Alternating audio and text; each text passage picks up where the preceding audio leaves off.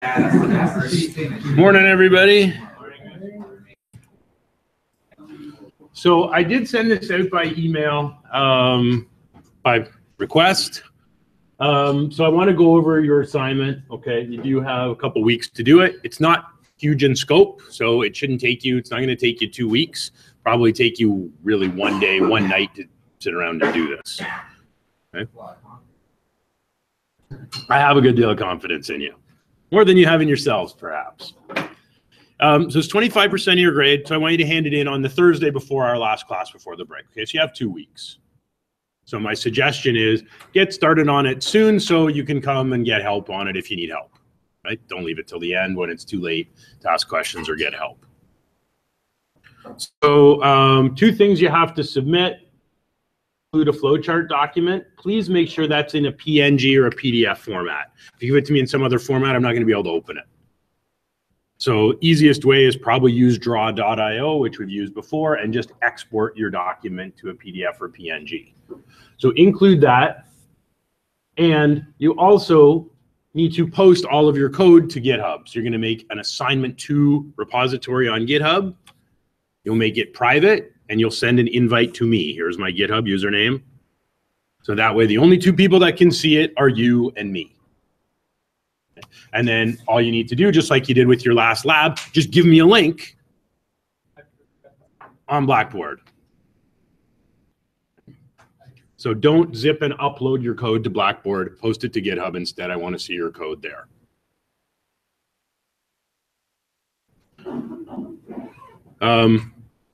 You do need to do this on your own. Please don't give me the same assignment as somebody else. Don't share any of your code.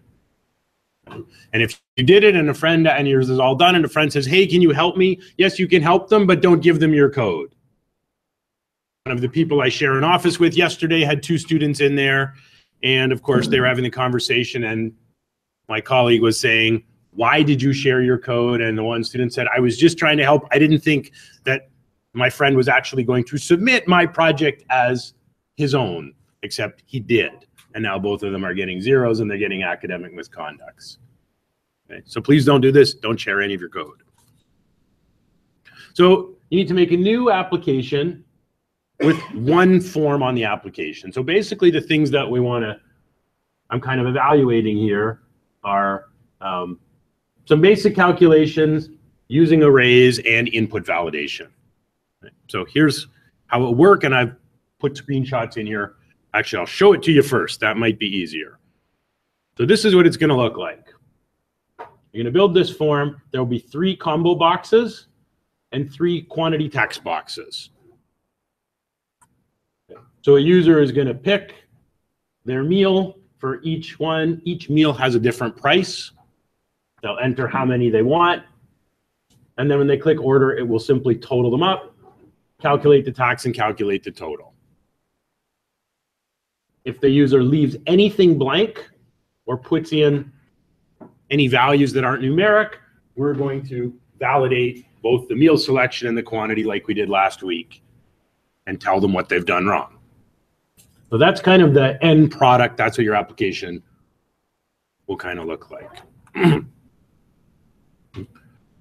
So you're going to create 3 combo boxes, and each one will have these 3 options. Meals. So you'll repeat those 3 meals in both breakfast, lunch, and dinner combo boxes. Okay? And then obviously we've got a quantity text box for quantity. So when the user clicks order now, you've got to check, first of all, that they actually picked a meal for breakfast, lunch, and dinner. They didn't leave any of the drop-down list blank. And I've given you a hint on how you do that. Combo box has a property called selected index. When nothing is selected, that selected index will be -1. So long as the selected index is greater than -1, that means they picked something in the box. You will want to check, like we did last week, that they only enter numbers in the quantity boxes. So you can use the try parse function that we wrote last week, and all that code is on GitHub for you to refer to. And if they filled out the form correctly, you'll then have to perform the order total calculations. Right? So you're going to have to multiply for each meal the quantity, whatever they picked. and then add them all together. So here are the price. So the price of the meals is going to vary. Depending on what they picked, the prices are going to change. If they pick a bagel for every meal, it's going to be less than if they pick the protein platter for every meal. Okay, so you have to use these prices in your calculations. You can do this assignment without using arrays, but you'll lose marks if you don't. It's required that you use arrays. So you should have 2 arrays. Right? We talked about arrays last week. We're going to work with them again the rest of class today. What, in a nutshell, what is an array in plain everyday language? How would you explain what an array is?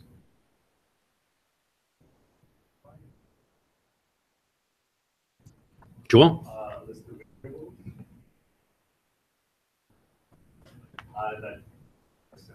Yeah, so it's a list of some kind of related items. So you'll need 2 arrays. One array that will store the list of meals, right? So you'll have 3 values, what they picked for breakfast, for lunch, for dinner. And then you'll have a separate array for the 3 quantities. How many of each meal did they order? And then you're going to use a loop to cycle through the 3 meals they picked and figure out the cost of each one, because you'll need to multiply the cost of the food they ordered times the number times the quantity they want. And then you'll get a subtotal. We'll take this value and multiply it by,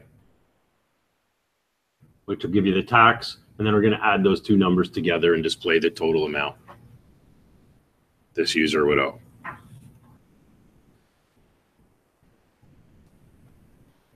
So here's your marking scheme. A couple marks for setting up the flow chart and setting up your inputs, your 3 combo boxes and 3 text boxes. Some more marks for validating that the user completes the form and gives us inputs that all make sense. And then 8 marks for the use of the arrays and looping through those arrays and doing the calculations. And then 4 marks for accurately calculating the totals, displaying those values. A couple kind of free marks for adding comments. 4 marks for using GitHub. Okay, so to get full marks for GitHub, you need to make sure your repository is private and that you've invited me. Okay, if you make it, if it's public, you'll lose marks. If you don't invite me, you'll lose marks. I also want to see a minimum of 2 commits. So there should be more than 1 commit. You shouldn't do all the work and then just upload the whole thing to GitHub. As you're working and successfully completing things, it's probably a good idea to push your code to GitHub somewhat regularly. That way you have a backup if you then go ahead and subsequently break something. Right? GitHub keeps your archive. Up to 2 bonus marks if you add any additional functionality with C#, anything you want to show that displays independent learning. So you only need 1 form. Completed version, that's what it'll look like if things are invalid. You don't have to position things. You can move things around. You can change how it looks. I don't care. It doesn't have to look exactly like that. It has to kind of function like this. This is just to give you an idea of what the end product should roughly be.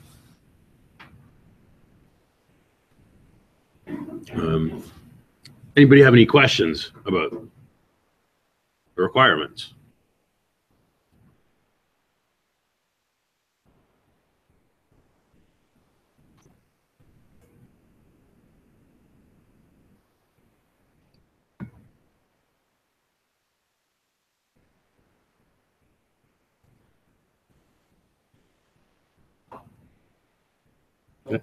Okay, questions come up through the class.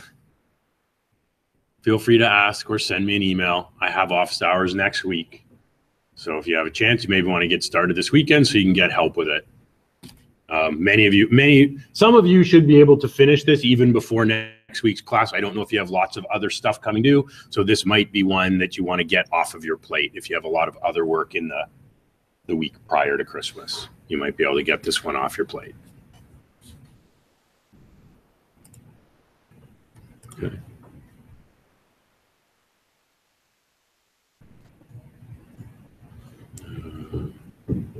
So just submit through here, please. So again, just upload your flowchart and give me the link to the GitHub repository. That's all I need.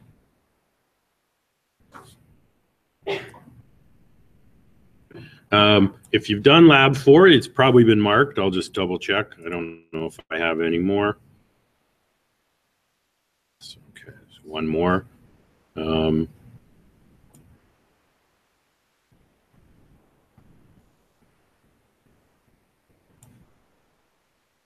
Okay, so I got about 60% of you did the lab.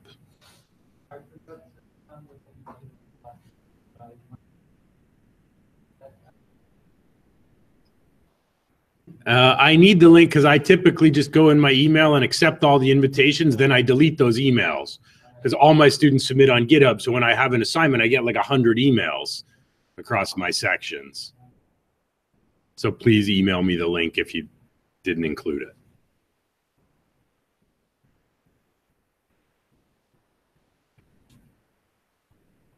Okay, so we're going to do some more with arrays this week. We kind of started into it. You'll need to use them in your assignment. So Joel had said earlier, you know, an array was really just a list of related items. So we talked about things like eggs in an egg carton, right? Each egg is the same. So an egg carton itself kind of holds an array of usually 6, 12, or 18 eggs. So we're going to do some more work with arrays. So here's what I want you to do. I want you to think about, and I can just pull up this slide if it's helpful, so we can see some of the examples. We created a few arrays last week.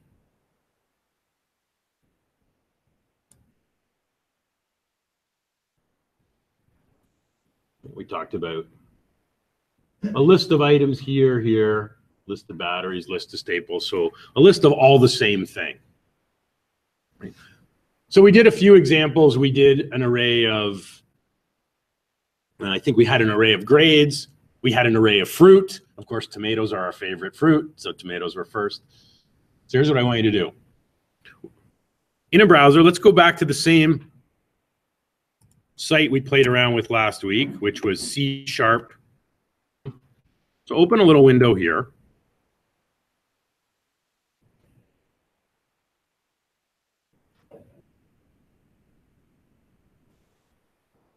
And then open up, use any email program you like. I want you to create a new email.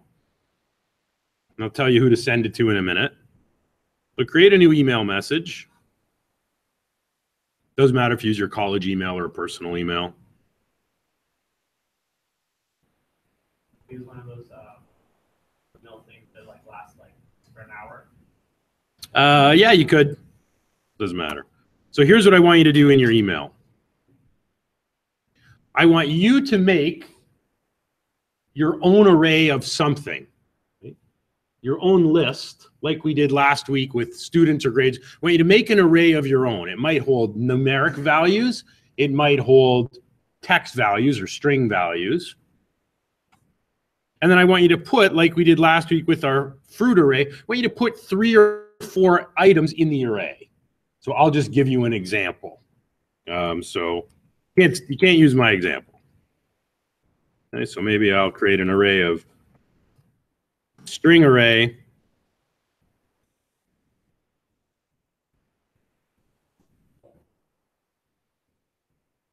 What's your favorite beer? What's in your fridge? Who's got beer in the fridge? Okay, who else has a beer in the fridge at home? Cider will count. Creamore, sure. Yes, Jen, what kind of cider's in your fridge?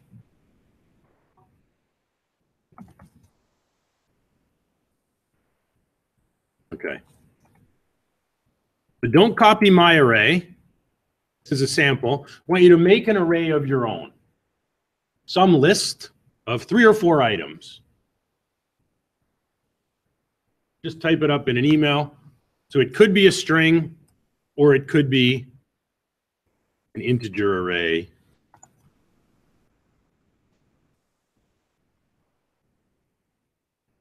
kind of follow this pattern.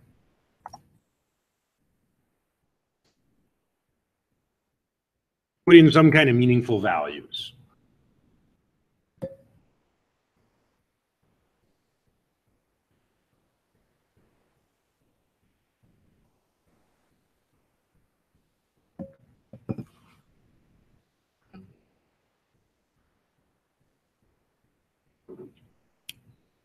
So just create an array of anything that's interesting to you.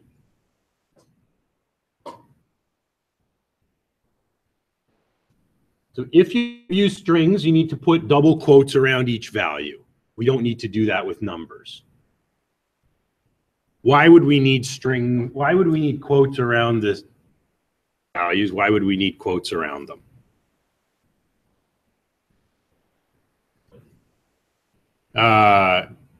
Yeah, partly. Why else?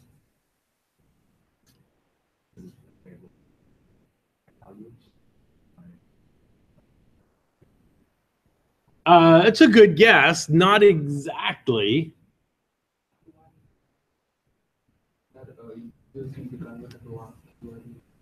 Well, that's true if we converted it to ASCII. But what if one of the names of our beers actually had a comma in it?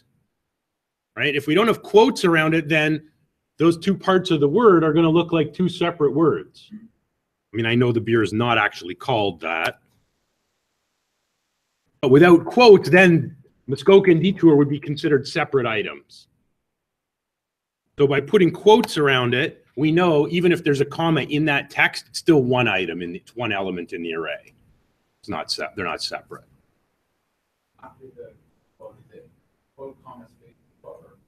The spaces aren't even required. The space is just to make it a little more readable.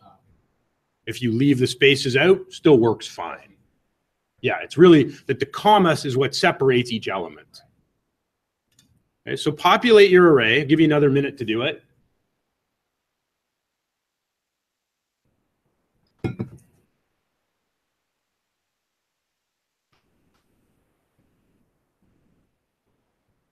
I mean, your array could be anything. It could be pizza toppings.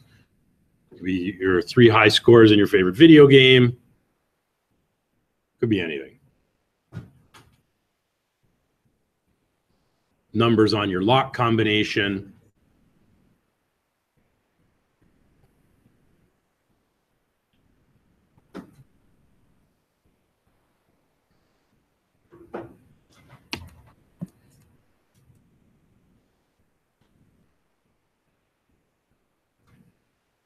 So once your array is done, I want you to do an email exchange with someone else at your table. So for example, Mike, you can send your array to Matt. Matt, email your array to Mike. All right, so just trade.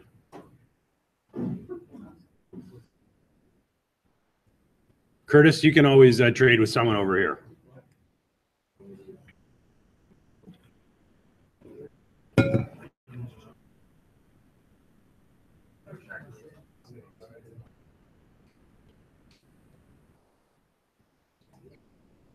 Yeah, you don't need to do both of them. I was showing you what a string array looks like versus an integer array. That the string has quotes around the values, the integer doesn't need them.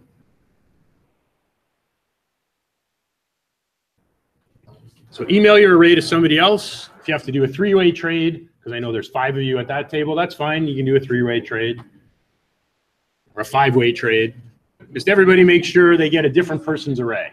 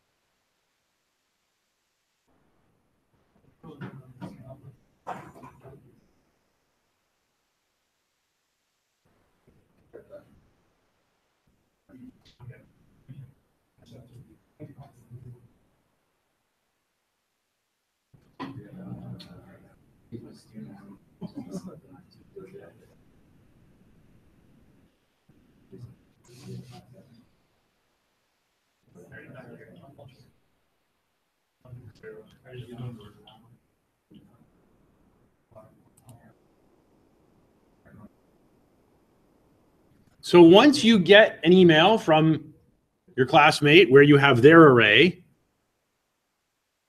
you're going to go to, in your browser, open up a window to C#pad, and I want you to write a loop that displays all of the values in the array you were given. If you need guidance on how to do that, my suggestion is do your best to write some of that. Here's how we did it last week. So we had two arrays. So this code is on Blackboard in the week 8 folder.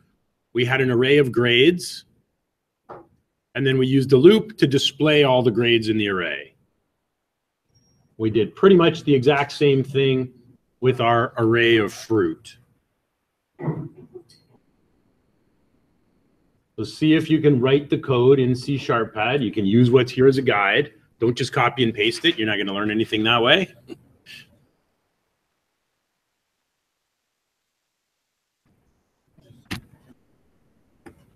So write a loop that will display all the values you got in the array you received.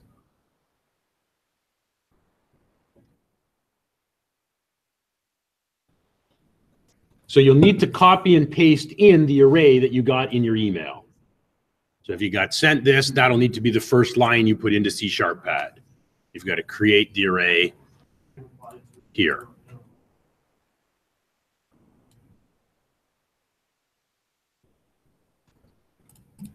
So if I got this one, I'm going to take it, copy it.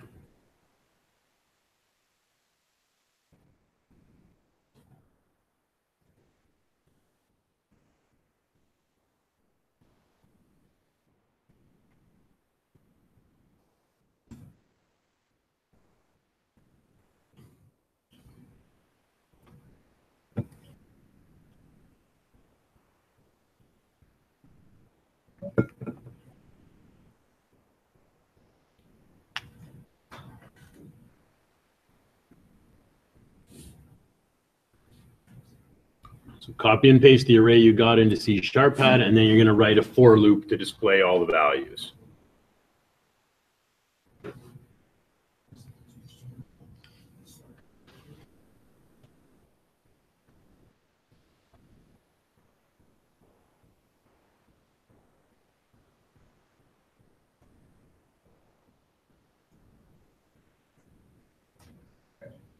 In your first line of like 4 IM32. Yeah. Just after less than fruit, is that a period? Yes, it's a dot. Okay. Here, I could probably make that bigger. Yeah. I can't even see that later in front of me.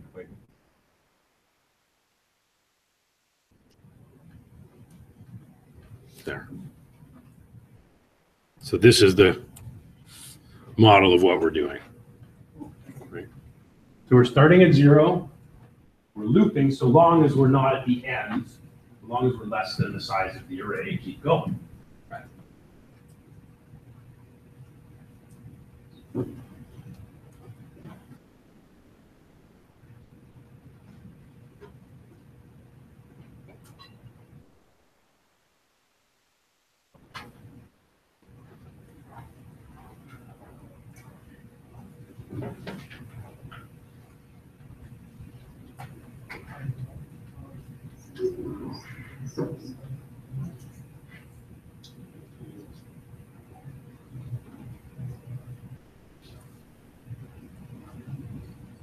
The S to a lowercase s.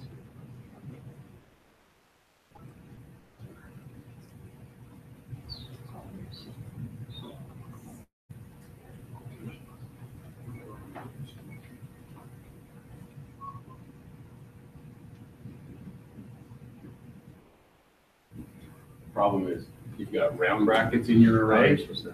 Yeah, when you're populating the array. Note here the first line, INT32 grade, those are curly brackets around the list of values. If you get put round brackets around those values, you're going to get an error. On the very first line, we've got curly braces up there.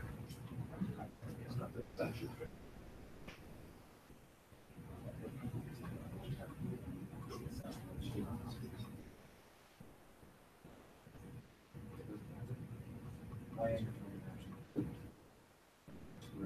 need to use this for the illustration. Because we want to start at 0 and then display each of these items until we get to the end of the list. Is that like, would it be like in the list, like, for looking at it, like, I'm confused at like what it would look like. It actually looks like this.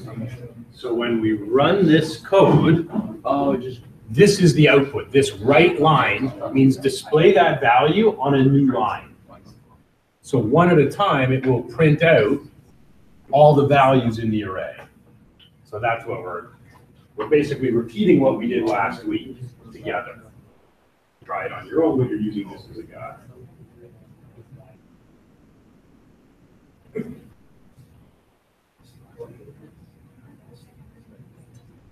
Okay, now you don't need to use both of those. You need to use one of them. So copy the first one and open up the web browser.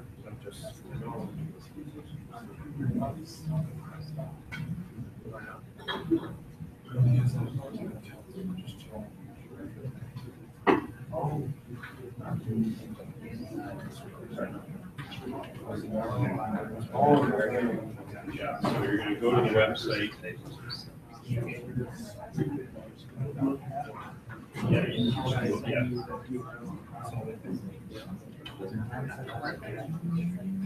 Once you set it up, you add me as a collaborator. You add my GitHub username, which is in the assignment document. GitHub emails me an invite that way automatically. Yeah. Go to the website c#pad.com. Okay.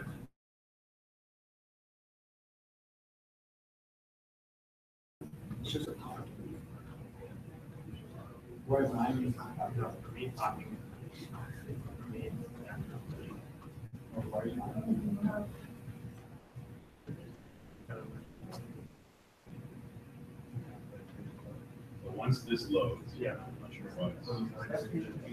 Once it loads, you're going to paste in that line from the email, and then you need to use the structure in blue, but modify it to display the contents of that list, which is the same.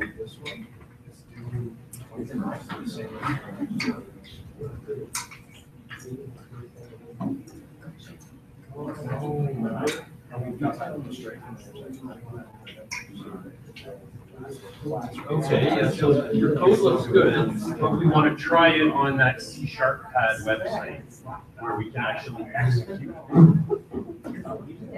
So.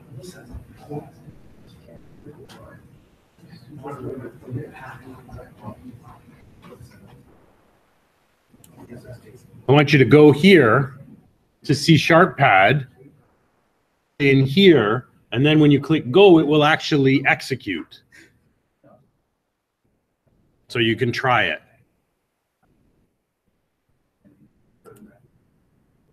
It's good. Output. Right. Good.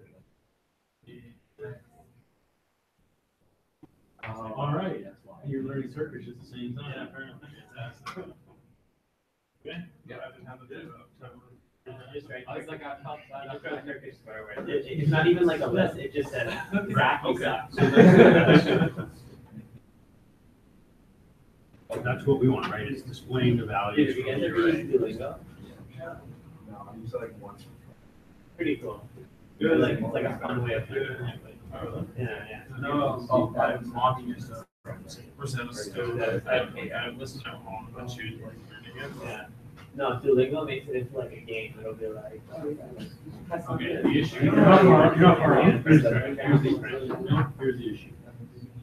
Our French system is. Oh, there's obviously. Let's put this French Ontario is just like, we did not learn French. I said this with Cornwall, Ontario, and his first language was French. Yeah. Okay, so now it's so he went to school in England back, but living That's why. It's It's case but sensitive. again, it's like, So if the array is created with an EZ, it doesn't with a capital, it doesn't know what it is.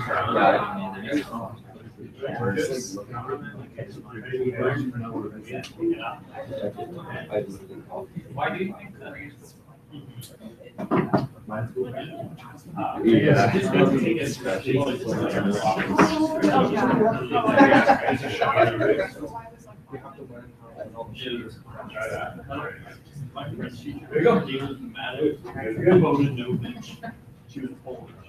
What?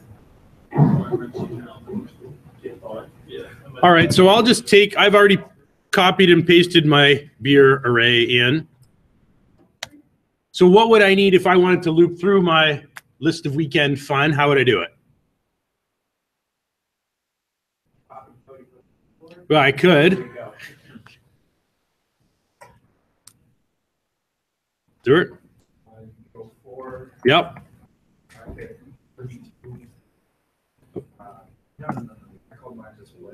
Okay, that's fine. Yep, so we're going to start at 0 because it's the first position in the list. Yep.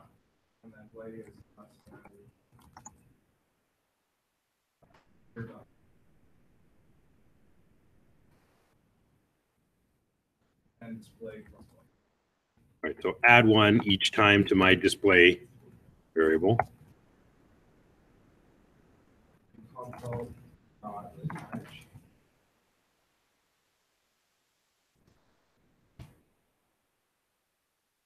Yep.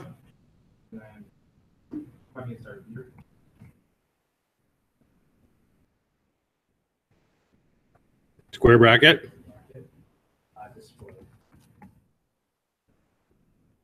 Right, that should do it. So this should loop. I get 3 elements. So position 0, position 1, position 2.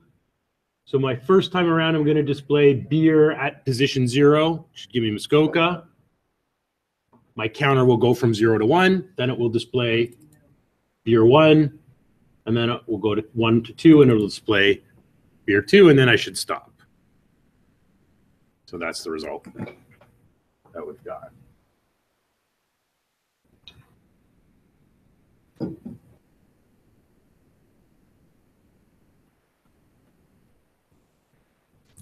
Anybody have any questions about our loop?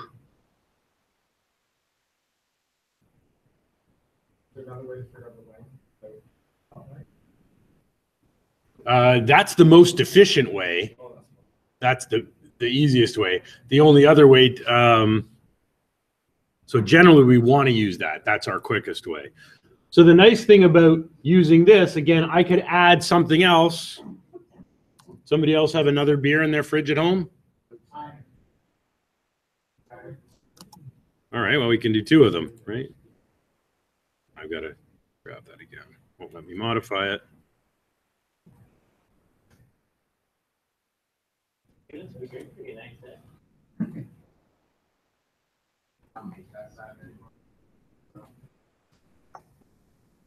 If I add more elements to my array,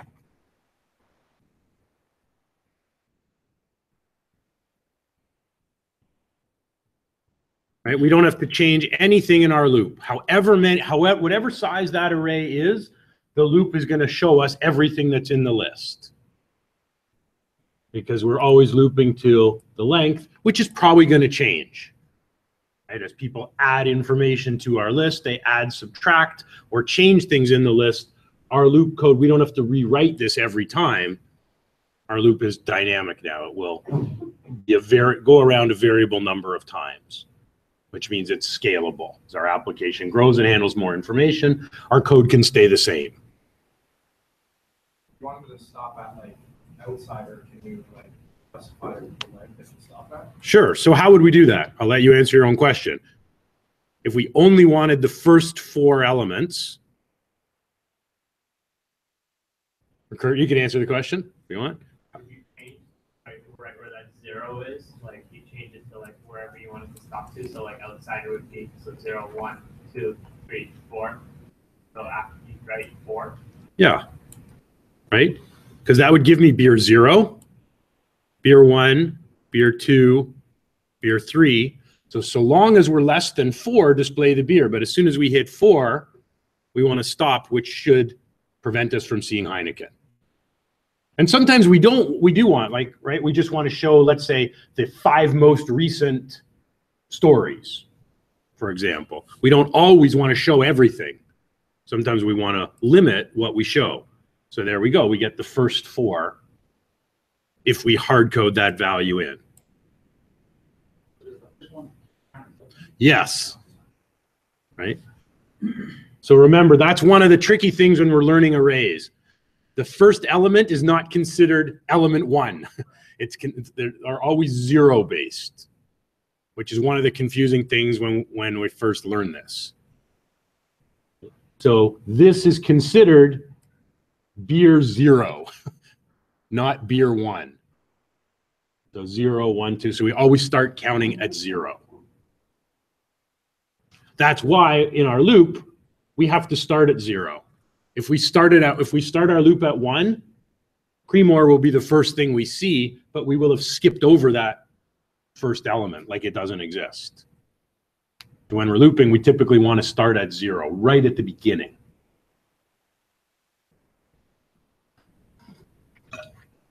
I'll just clear this for a second. We won't get an error.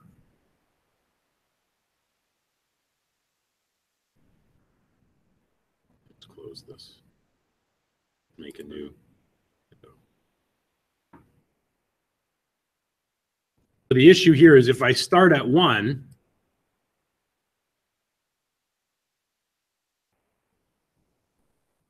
right, we don't get an error, but we don't get the full list.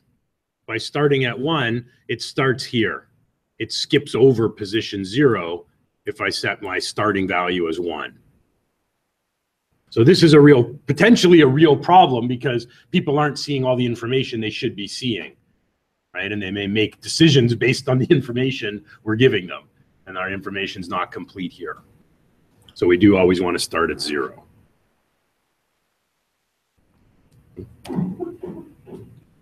You were saying like you wanted to display some top 5 articles. How would that look?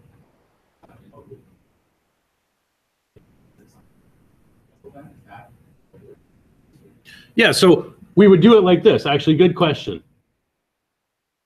Let's say we want to display, actually, always best to do things in context, right? Let's go here for a minute. The URL. Right? So let's see if they've got any kind of features on.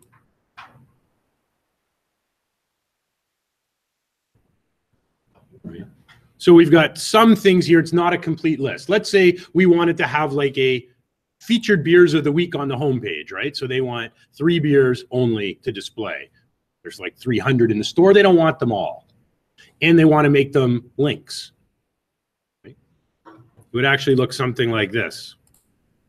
So rather than just displaying, so we would go, let's say, from 0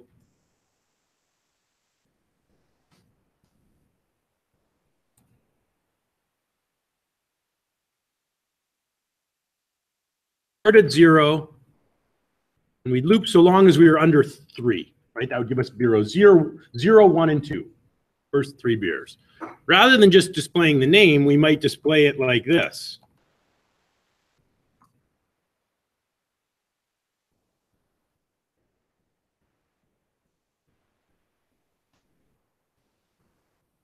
Right, so it might be. So we'd create links around it.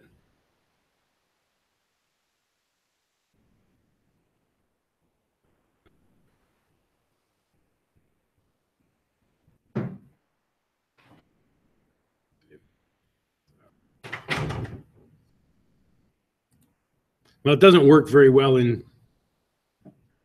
C# pad. I guess it would be like this.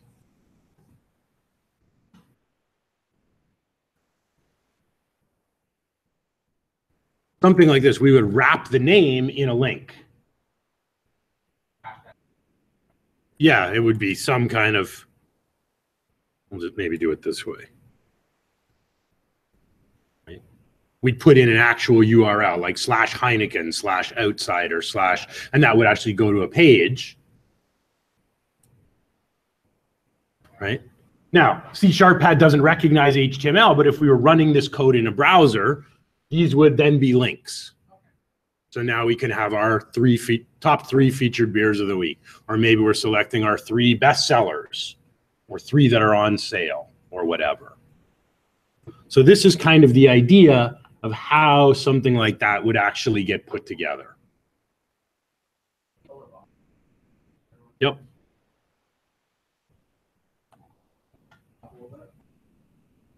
I just thought that was a picture of Gary when we spoke earlier.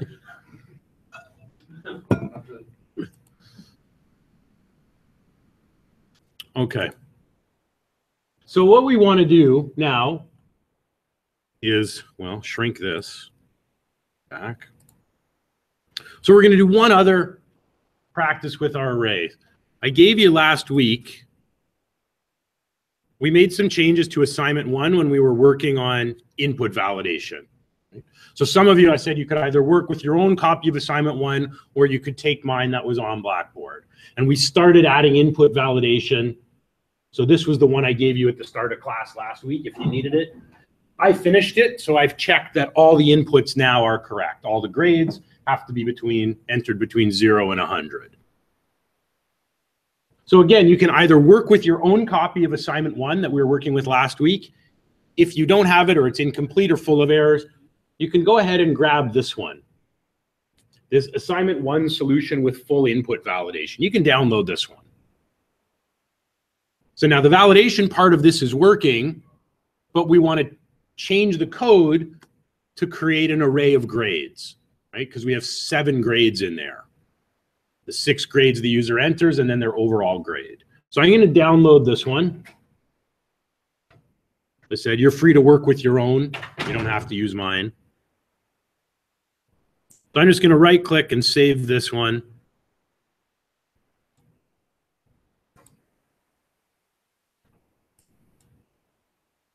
I'll save it in my week 9 folder.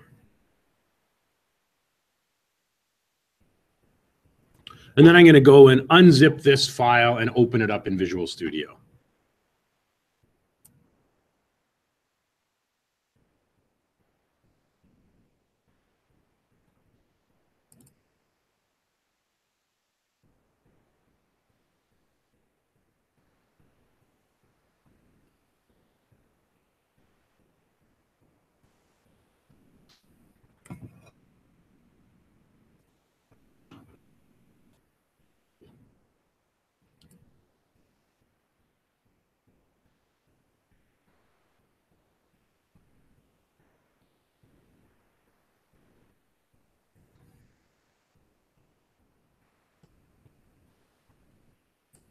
So I'll open that and get it running.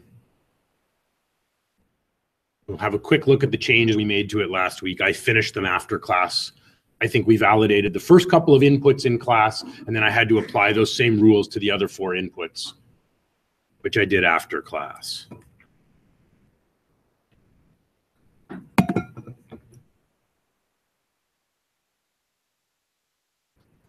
So it runs this way now that if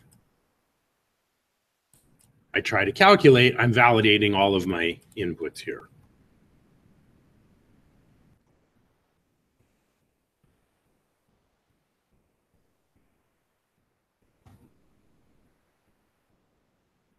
So where I get a valid input, I can calculate the grade, and where I have either a text or I get a number, but that number is not between 0 and 100, I get an error message.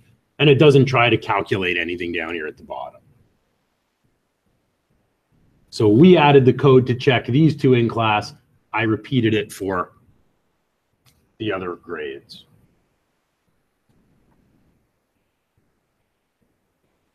Again, if you're working with your own assignment 1, that's fine. You don't have to use mine.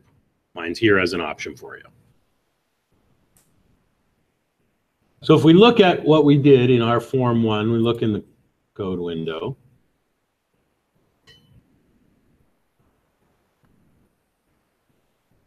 So we wrote these checks last week for the first 2 grades. We checked for a number. We threw an error if the user hadn't entered a number. And then if we did get a number, we wanted to make sure that that number was in between 0 and 100. And if it wasn't, we threw an error. And finally, if we knew the value was okay, we calculated our grade.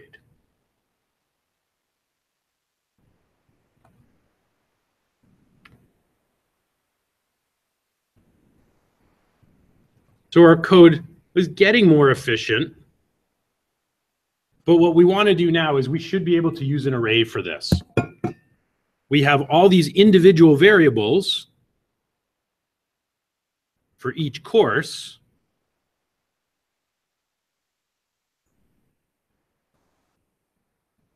But all these numbers are still independent. And then we added them all up down here to calculate our average. So we could leave, it's not incorrect to leave these things as individual variables, but there's some benefits to putting these into an array instead, right? They're all related. They're the same kinds of values.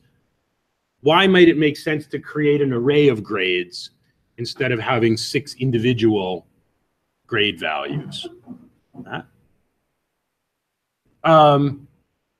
Well, could be, although we can still change the individual variables. Okay, one, it's more efficient. Yep. What else could we do rather than having 6 individual numbers if we had them in a list? Yeah, we could reference them easier. We could also do things like more easily identify which is the highest grade. Right? When we just have 6 random numbers, it's not easy for us to figure that out. Or maybe we want to display them in order from the highest to the lowest. Well, when they're individual, we have no real way of doing that. If we put them in a list, we can do that kind of thing. So you can try this on your own. I'm going to walk through doing it. If you want a challenge, you can ignore me, and you can try doing this on your own. So the challenge is we want to take these individual grades and we're going to replace the individual variables we've created. We're just going to create one array of grades. And then we can stick in, this will be grade 0, grade 1, etc. So we're going to populate them as a list instead of individual values. So you can, as I said, you can ignore me and go ahead and do this on your own, but we'll also kind of walk through it. Kurt? Where do you upload? So inside of assignments, last week at the start of class, I gave you this one that we worked with. Yeah. I've now uploaded this one. The one that says assignment 1 solution with full validation. Perfect. So you can just grab and work with that one. Yeah. Obviously, this means next time I teach the class, I need to come up with a new assignment 1.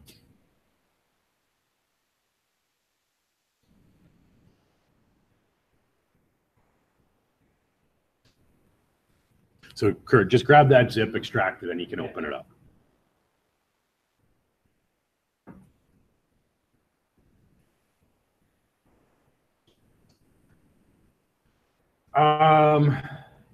I'm not sure if we may not actually have a class together next semester. If I do, it will be your intro to web programming course, which will be introduction to PHP, scheduled Wednesday mornings at 8, but I may not be doing it.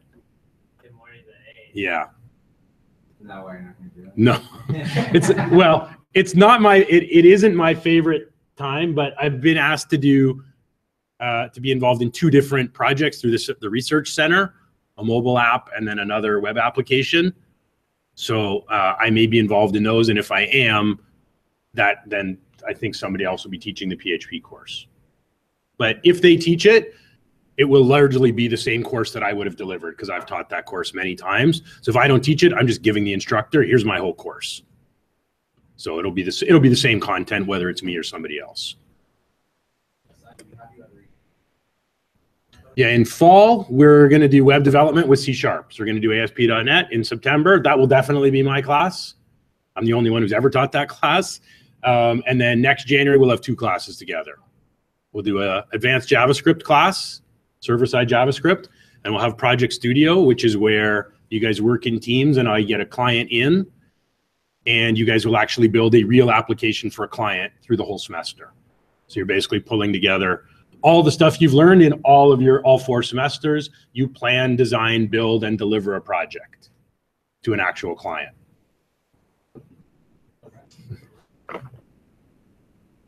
So next winter, 2 of your classes. Next January, 2 of your classes. Sorry, in 2019, be with me.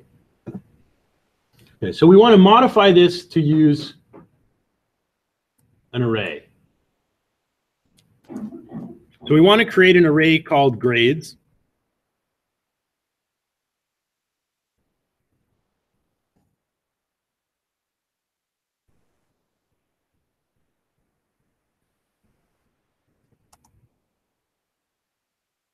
So how many values should we put in here? What is this line going to look like? Yeah. Mm-hmm.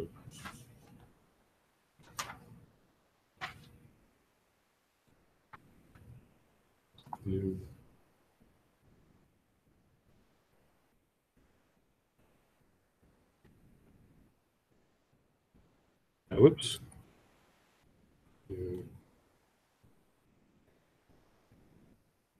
So we're creating an array, a list that can hold 6 numbers.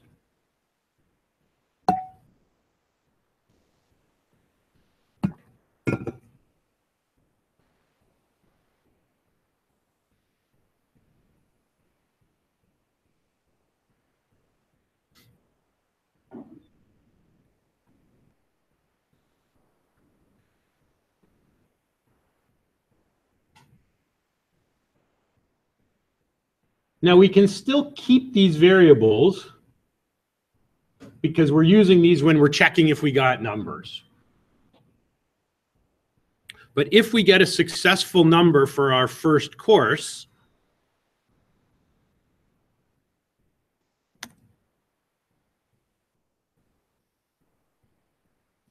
we want to set the first grade in our list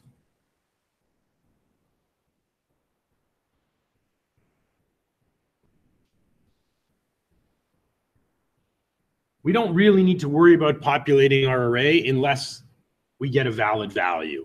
The user types ABC, we don't really care.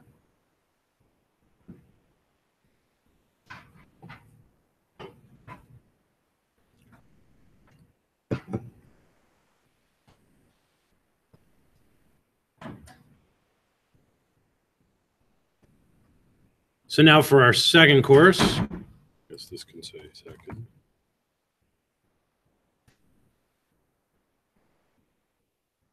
What number in the array are we going to populate with the second grade? Yeah, 1, right? Grades 1 is the second item in the list.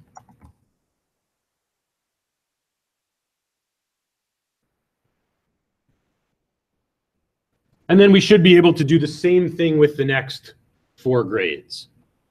Populate the values for grades 2, 3, 4, and 5.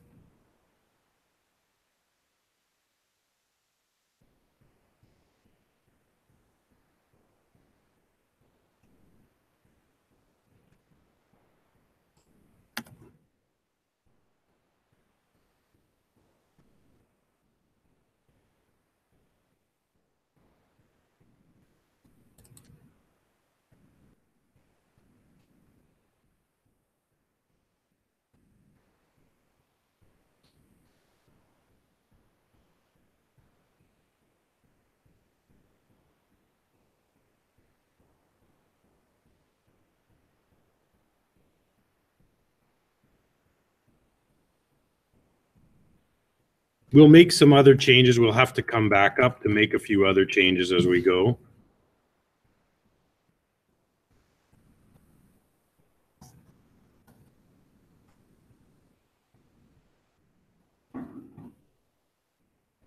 We'll populate all the grades.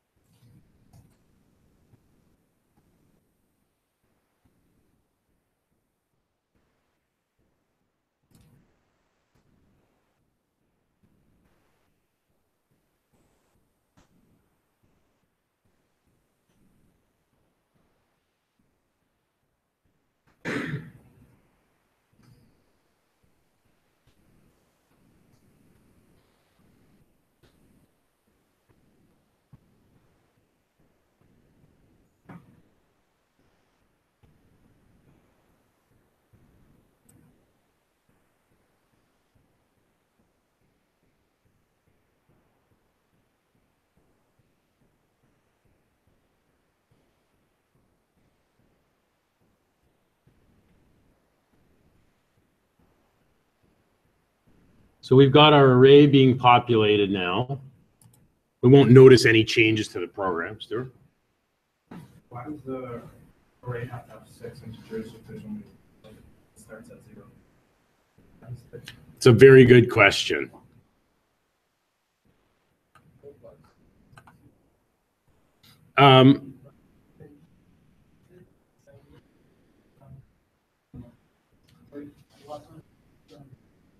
Okay, this is probably the most confusing part about the arrays. The size of the array, this is the number of elements in the array. Yet, when we're referring to individual elements by position, the first position is 0. So an array with 6 items has positions 0, 1, 2, 3, 4, 5. We can actually see that in our loop. Let's go back here to our C# loop.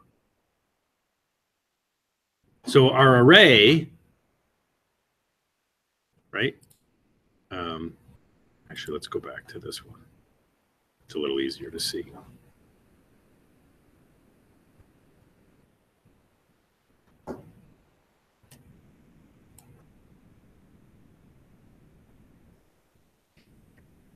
So remember, oh, I should take out those periods. So the length of the array is actually 6. Okay.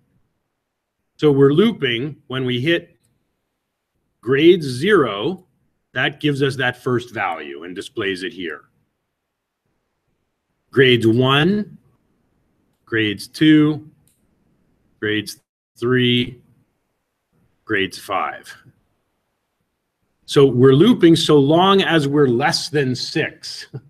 That way it can display the numbers 0 to 5. So the actual length property is 6. It's very confusing, I know.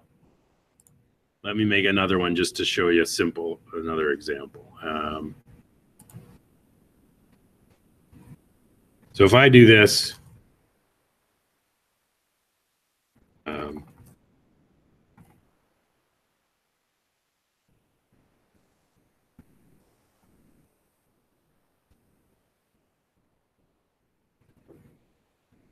grades.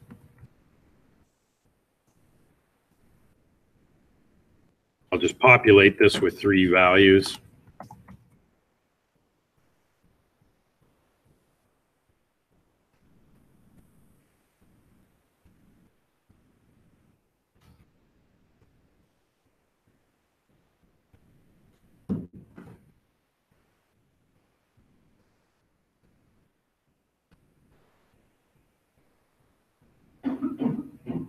Oh, I may have to do it this way with an integer instead.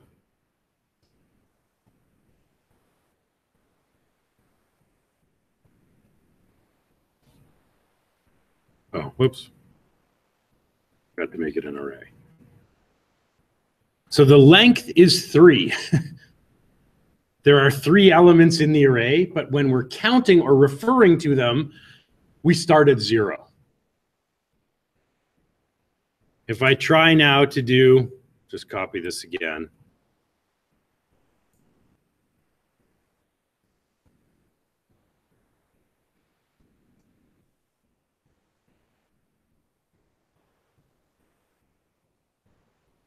Well, I'll try and access that grades 3.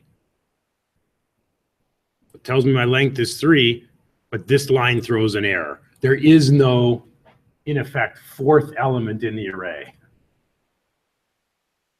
It's not intuitive at all. So the length or the size refers to how many elements, starting at 1 if we were going to count. But when we're referring to individual positions, the first one is always position 0, which is not obviously how we count things in everyday life, right? The first one is always number 1. It does take a little while to get used to that feature. That the length property is always 1 more than the last index of the array. If the highest index is 27, then the length of our array is 28, because the positions go from 0 to 27. I know that's confusing. I don't know if that helps at all.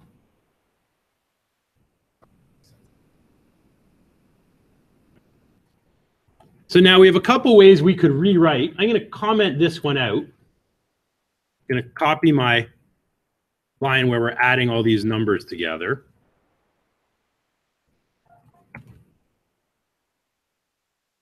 So there's two other ways, and we could try it both ways. What if we want to rewrite this, but now we want to use the values in our array? How would we change what we have here that I've highlighted in blue? We could just change these. So that's one option, right? So grade 0.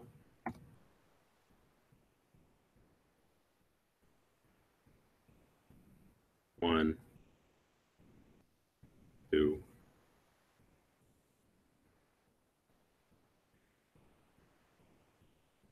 And that was good, Kurt. You mentioned from 0, right? Not from grade 1, but from grade 0, from the first position. Yeah. But now, rather than reading the individual variables, we're using the values in our array. That should work.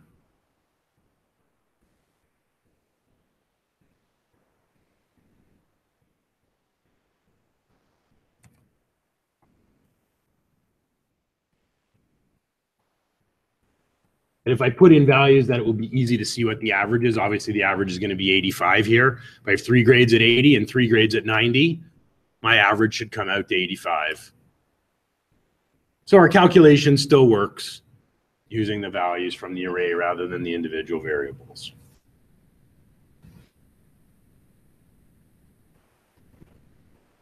So that's one way we could do this. Okay, so that was the other way. Jiva, you read my mind. So what would it look like? How would we do the for loop? Yep.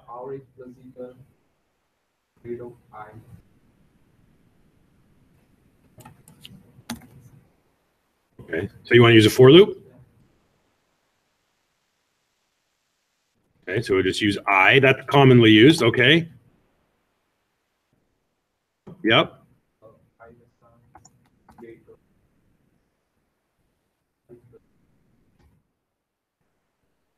This is our other option, yeah. So we'll use a loop. Yeah, well, we probably need to declare that up above, not in the loop. Call it maybe total.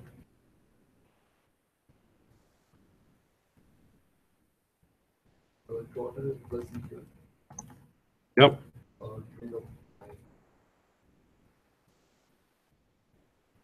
So this would give us, and then what would we replace this with?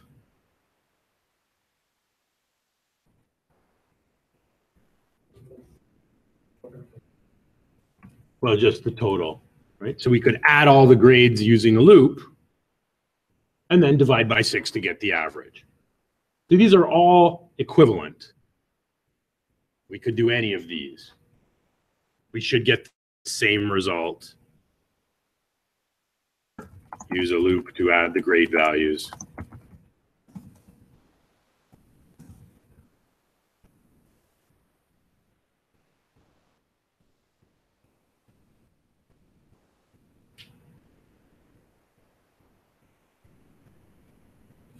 So if I run this again with the exact same values, I should get the same result.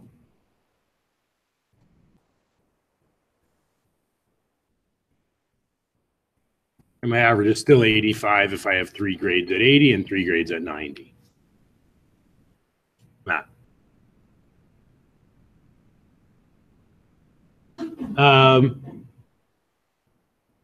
You might be missing this in your loop. Are you referring to I somewhere outside of the loop? I is commonly used for counter. It's shorter than typing the word counter. When we write for loops and we need some variable, I will see a lot. Usually just short for an integer. I can have a look if it's still not working. Figured it out? Right.